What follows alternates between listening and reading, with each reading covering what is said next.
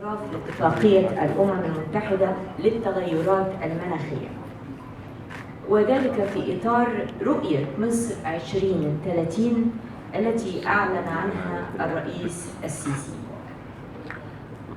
اليوم ونحن في هذا المؤتمر يعني الأقل قوة وانتشار مثل المؤتمر القادم، بقول إحنا بنقوم بدور مهم جدا. نحن في الطريق إلى مؤتمر الأطراف، وتبدأ فيه مصر ملحمة تغيير واقع الإنسانية المخيفة.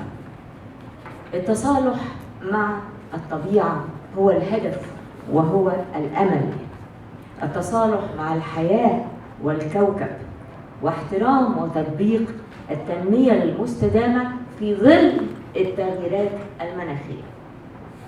قبل ما أكلمكم عن عملي كإعلامية، إزاي ممكن نشوف دور الإعلام في في موضوع أو كارثة التغير المناخي، عايزة أحكي لكم على حاجة قريت عليها من يومين في الإنترنت. صورة لوحة في معرض من المعارض الكبرى في عاصمة كبرى، وعدد من 2 أو 3 من الناشطين سموا نفسهم ستوب ذا اويل، أوقفوا البترول. واويل برضو هو بيطلق على الاويل اللي بيدهنوا بيه أو الرسام بيلون بيه لوحات.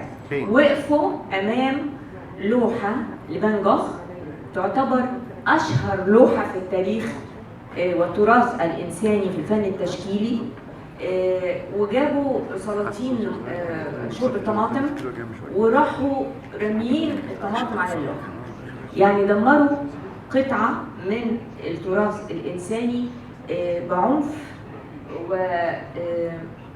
وغباء، وتحت حجة احنا بننقذ الكوكب وعايزين نلفت نظركم إلى إن الكوكب في خطر.